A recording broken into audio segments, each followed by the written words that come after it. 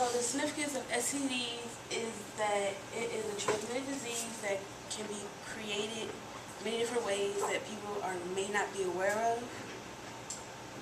But these are the most common STDs, which is herpes, human papillomavirus, I'm sorry, I might not say it right, HPV, gonorrhea, chlamydia, AIDS, HIV, and it can cause infertility, pregnancy complications. It can risk of HIV infection. One of the STDs, the trichomoniasis, sorry. That one, it can cause cancer in your cervix. And then it costs about $6.5 billion in medical costs for STDs for young adults between 15 and 26 in 2000 to cure this. And it's something that you can't necessarily cure because you'll always have it. There are nearly 19 million new STDs diagnosed every year. That is a lot of number for people between the age of 15 and 25. There are more than 65 million African Americans that live with incurable STDs.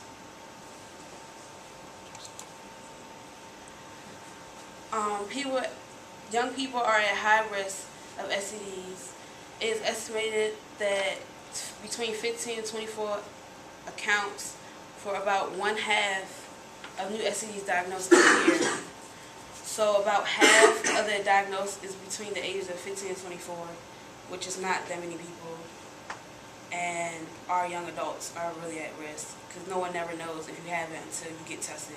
Because not a lot of STDs you can track without being tested because you won't show any types of symptoms. And that with that age group, you only represent 1/4 of the sexual active population.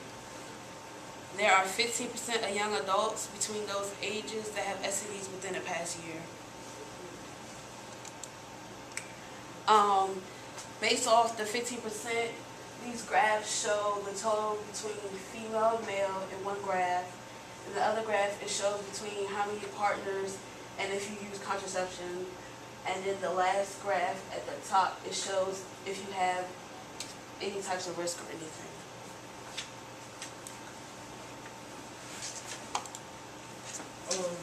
What's been done so far? The most common way to protect yourself from STDs would be wearing a condom when you do have sex, or like not having sex at all. But the STD clinical cares provide education, treatment, and effective cures. There are a lot of programs to prevent or help people who do have STDs, but commonly people they never get tested, or if they do get tested, they don't tell anyone, which is a crime. But there are plenty of places to go, like the public clinics that are everywhere. We have one on campus. There's one in most every city. And then they have the private clinics that they take care of you. They in-house you into the clinic, and they kind of like keep you there to keep you safe, so you don't have to tell anyone. I'm sorry. They promote healthcare, seeking behavior within men, women, and young people. Since we're talking about young adults, most young adults never get tested, or if they do, they don't really want to know, or they don't tell anyone. So it's a problem because it's like we don't want to know. It's like ignorance is bliss, so we'd rather just not find out. But it's better if we do find out and get cured, because it can lead to a lot of other problems.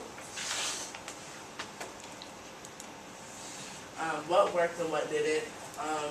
There are services to make change, improvements can be made to ensure universal access to STD care program that should be recognized that patients seek care from a mixture of public and private sectors.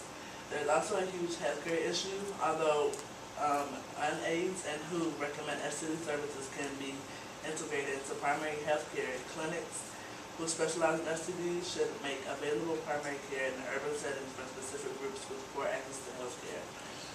That's pretty much saying that there should be a clinic for anyone and everyone always. Like it should be more recognized than what it is, instead of more covered up and thrown under the rug.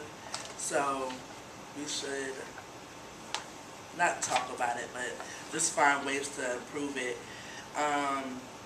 What's been done about it, the programs, they work. For the people that actually do get tested, they get help that's needed. But my issue with it is that people that don't get help or don't wanna find out. So. Since Jamara's not here, I'll do her part.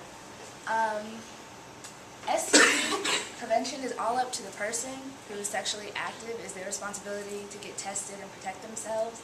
But when you are being exposed and you want to prevent yourself from getting an STD, before getting into another sexual partner, you can have a talk with them and discuss your open and your past sexual experiences. So both of you will know whether, ooh, I had an STD, I should tell her. Ooh, I had an STD, I should tell him, type of conversation. When you do this, you're being honest with yourself and your partner, which is very important, and it can minimize your exposure to an STD. Another important point is getting tested regularly and encouraging your partner to get tested. When you do this, you educate yourself and your sexual responsibility.